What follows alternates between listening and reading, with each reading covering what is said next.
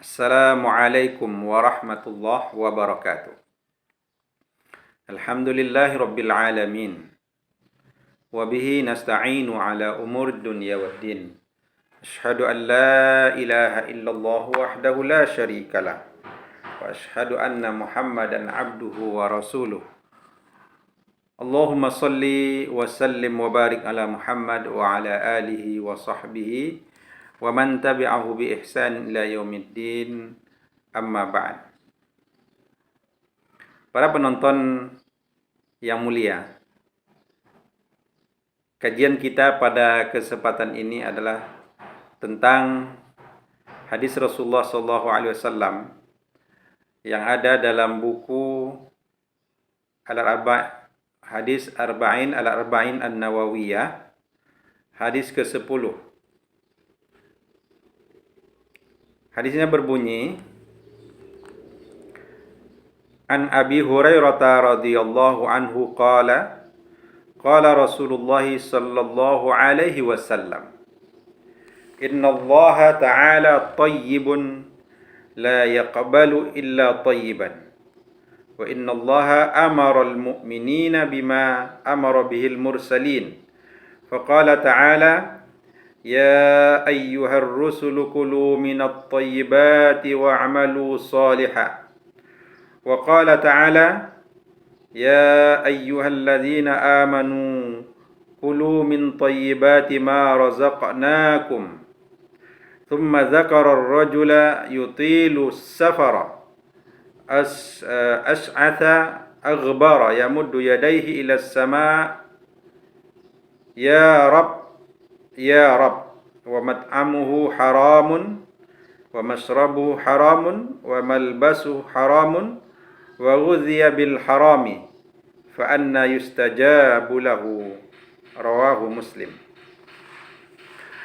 Dari Abi Hurairah radhiyallahu anhu, Rasulullah SAW bersabda, sesungguhnya Allah Ta'ala maha baik. Innallaha tayyibun. Innallaha ta'ala tayyibun. Sesungguhnya Allah Ta'ala tayyibun, maha baik. La yaqbalu illa tayyiban. Dia tidak menerima kecuali yang baik. Dan sesungguhnya Allah telah memerintahkan orang-orang yang beriman seperti apa yang diperintahkannya kepada para rasul.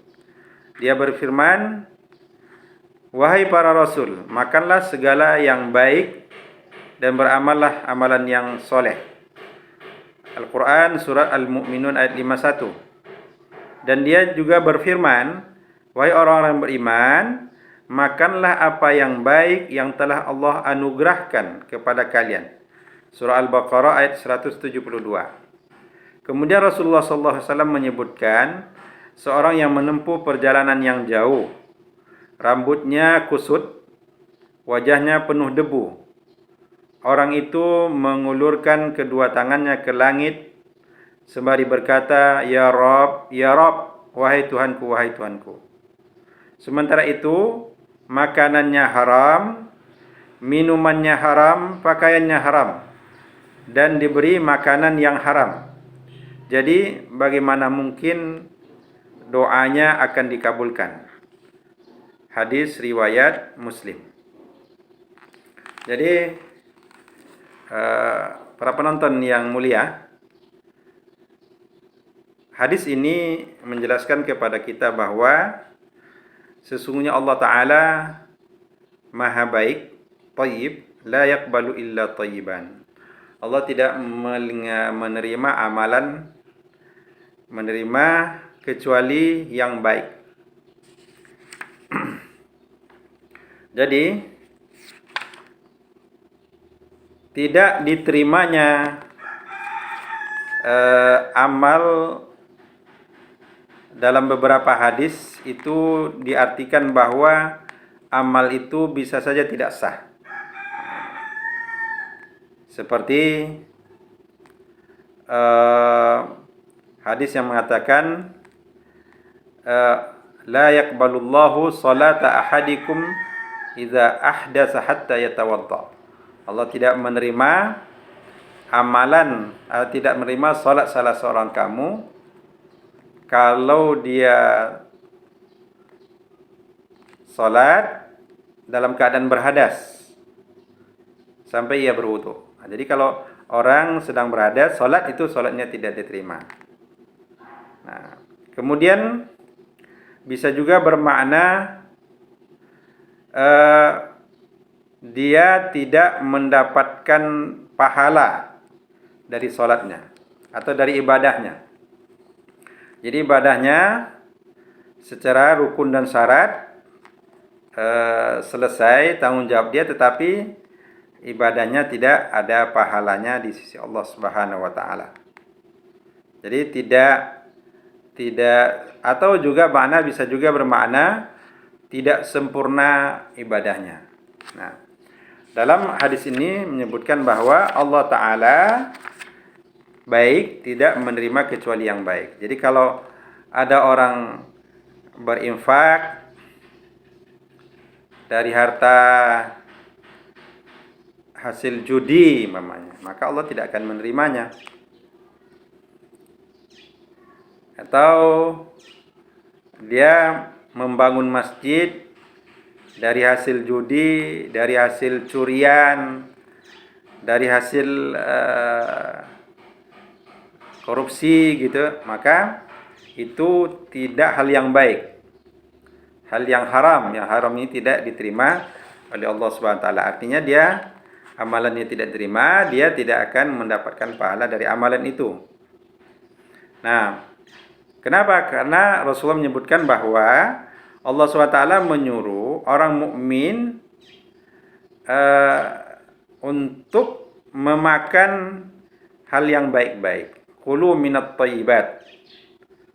Kemudian wa'malu shalihan, lakukan amal-amalan yang soleh. Kemudian juga Allah Ta'ala mengatakan, ya ayyuhalladzina amanu kulu minat thayyibati ma razaqna min thayyibati ma razaqnakum. Ya ayyuhalladzina amanu kulu min thayyibati ma razaqnakum. Hai orang beriman, makanlah dari yang baik-baik dari rezeki yang kami berikan kepada kalian. Jadi Allah Subhanahu wa taala sangat menganjurkan kita untuk memakan, memakai, meminum barang-barang yang halal, yang baik. Jadi jangan sampai kita memakan, meminum, memakai barang-barang yang haram. Kenapa? Karena sesuatu yang haram tadi bisa menyebabkan amalan kita tidak diterima oleh Allah Subhanahu wa taala. Itu yang pertama. Yang kedua juga memakai, meminum, memakan, ya, mempergunakan barang-barang yang haram itu juga menyebabkan seseorang bisa doanya tertolak atau doanya tidak mustajab, tidak dikabulkan oleh Allah Subhanahu wa taala. Maka setiap diri perlu mengoreksi, ya, mengoreksi diri masing-masing. Apakah yang kita pakai, apakah yang kita makan, apakah yang kita minum sudah barang yang baik, thayyibat, yang halalan thayyiban, yang halal lagi baik. Kalau belum, berarti kita perlu bertaubat, perlu muhasabah, evaluasi diri, kemudian bertobat kepada Allah, berbanyak istighfar. Kemudian, bagaimana kalau ada barang-barang yang haram itu dengan kita? Maka kalau pemilik barang yang haram itu jelas orangnya, maka kita wajib mengembalikan barang itu kepada orang itu. Ya, bisa langsung, atau kalau memang barang itu barang curian, kemudian tahu alamatnya, kalau nanti dikembalikan secara terang-terangan, umpamanya takut berurusan dengan aparat hukum umpamanya bisa saja mengembalikannya, tinggal cari rekeningnya, masukkan, nanti kasih berita gitu. Itu bisa saja. Kalau itu jelas alamatnya, jelas orang yang punya, harus dibalikkan. Tidak tahu kalau barang-barang negara yang dikorupsi, apakah ada prosedurnya, itu bisa dipelajari lagi lah. Bagaimana pengembalian barang-barang negara yang diambil gitu. Itu mungkin ada aturan-aturan, ada regulasinya. Tetapi setiap diri harus mencoba untuk membersihkan dirinya, membersihkan hartanya dari barang-barang yang haram ini. Karena banyak hadis yang menyatakan bahwa daging yang tumbuh dari yang haram, maka dia akan dipanggang di api neraka nantinya. Ya. Dalam hadis disebutkan kullu lahmin nabata min haramin fannaru aula bihi. Setiap daging yang tumbuh dari yang haram, maka neraka lebih pantas untuknya. Apalagi kalau sempat yang haram ini bukan hanya untuk sendiri, tapi diwariskan kepada anak dan cucu. Nah, ini sebagai seorang yang beragama, kita harus meyakini bahwa barang yang haram yang diwariskan kepada anak dan cucu, walaupun dia banyak, yang pada secara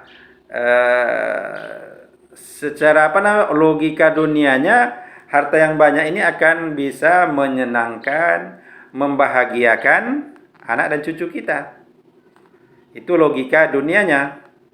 Tapi dalam dunia harta ada namanya keberkahan. Kalau harta itu tidak barokah, walaupun banyak, yang banyak ini kadang tak lama bisa habis. Ada yang kadang 1 hari habis, ada yang kadang mungkin sama anak cucu mungkin bisa saja setahun habis dan sebagainya, tidak barokah. Apalagi kalau sempat harta itu menjadi sumber konflik, sumber permusuhan.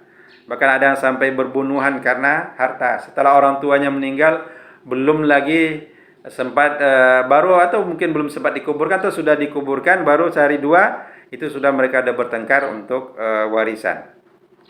Ini ada kemungkinan bisa saja hartanya ya tidak barokah. Penyebabnya bisa saja karena hartanya dari yang haram.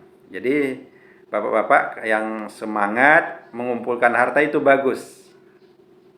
Semangat mencari harta,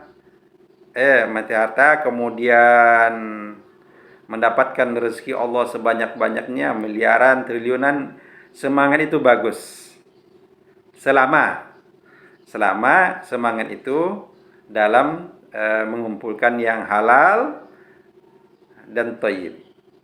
Tapi kalau mengumpulkan yang haram, dari yang haram bendanya, zatnya, atau haram karena harta orang lain yang diambil, dari menipu orang, dari korupsi, ini kita yakini bahwa ini tidak akan membahagiakan orang yang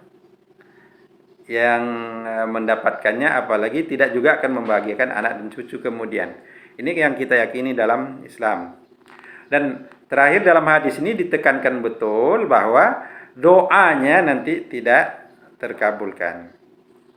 Jadi Rasulullah menyebutkan ada seseorang yang datang dalam perjalanan jauh yang dia rambutnya kusut, kemudian penuh debu, muka dan pakaian penuh debu.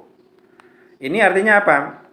Sebenarnya orang dalam perjalanan, dalam musafir, yang sedang kelelahan, yang sedang yang sedang kusut, rambutnya kusut, baju juga sudah kusut, itu dalam perjalanan jauh itu sebenarnya kemungkinan doanya terkabulkan sangat besar karena dalam musafir. Jadi di antara doa yang orang yang akan dikabulkan orang yang sedang musafir.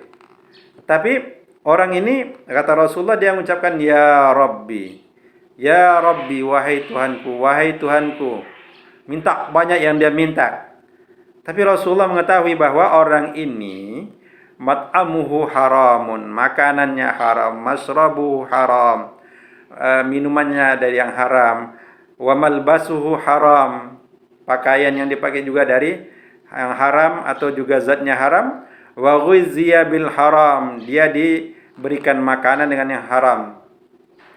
Kata Rasulullah, fa anna yustajabu lahu, maka bagaimana mungkin doanya bisa dikabulkan. Jadi para penonton, saudara-saudara yang mulia, kalau kita mau doa kita cepat dikabulkan oleh Allah Subhanahu wa taala, maka tinggalkanlah hal-hal yang haram itu. Tinggalkanlah hal-hal yang haram. Kembalikan kepada orangnya. Nah, bagaimana kalau tadi kalau orang yang tahu, orang yang punya, kita balikan. Tapi kalau harta itu tidak tahu orang punyanya, gimana hukumnya gitu.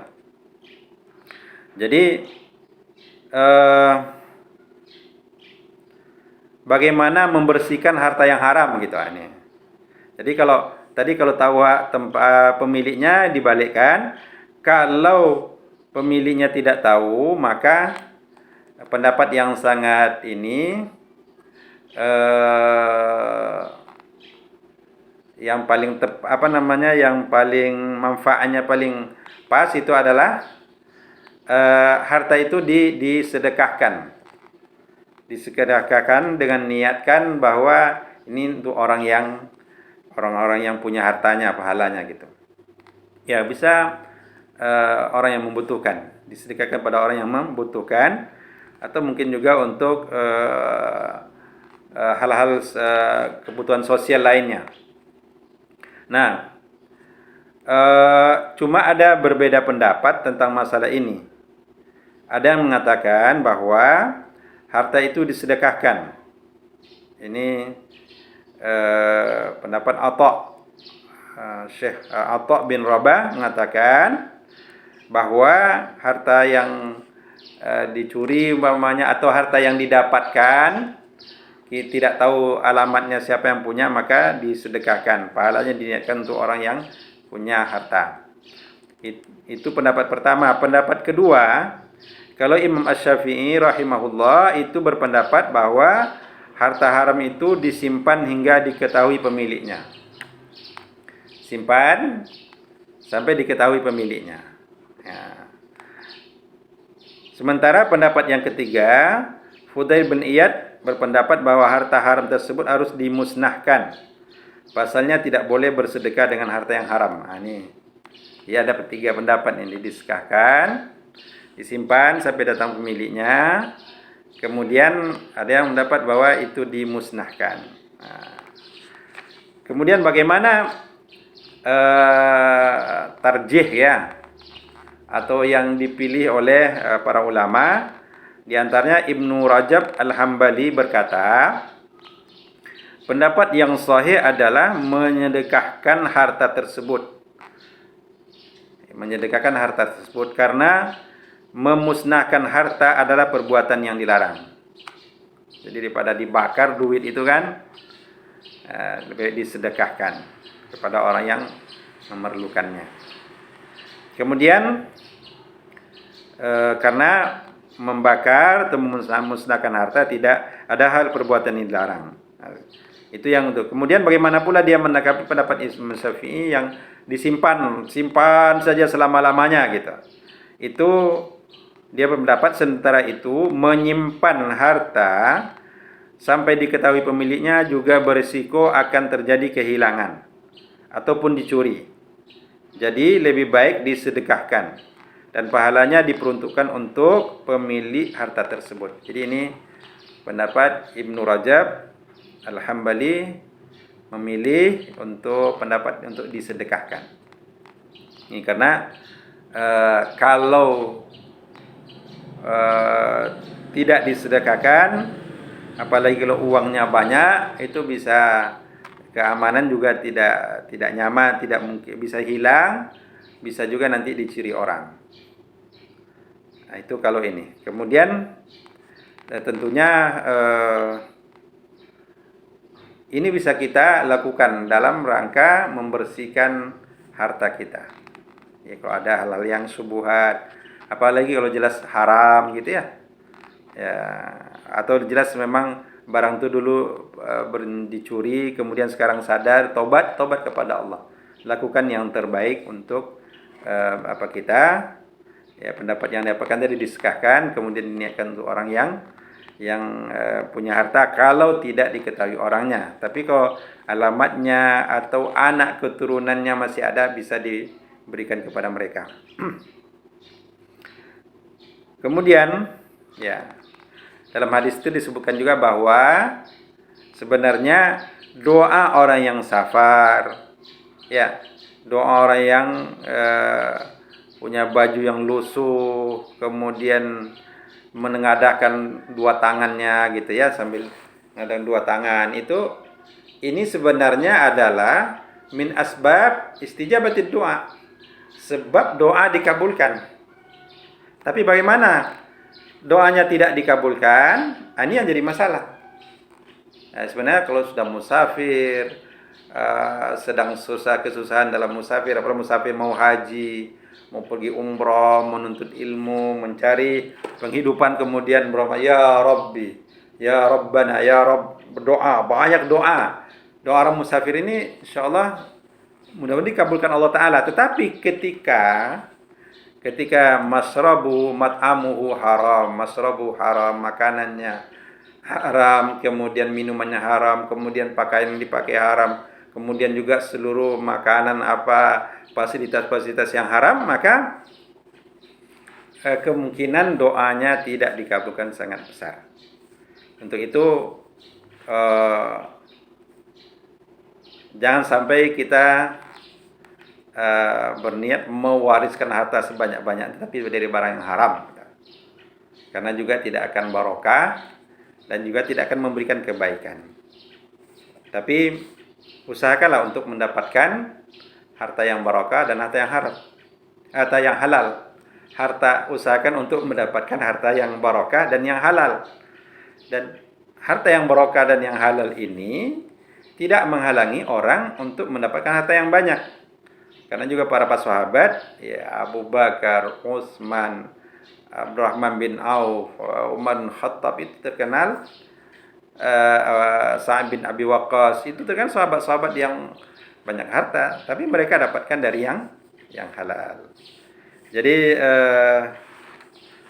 saudara dan saudari, para penonton jamaah yang dirahmati oleh Allah Subhanahu wa taala, mungkin para mahasiswa, para murid yang dirahmati oleh Allah Subhanahu wa taala, ini hadis yang ke-10 dari hadis Al-Arba'in An-Nawawiyah, yang dimana kita bacakan hadisnya lagi.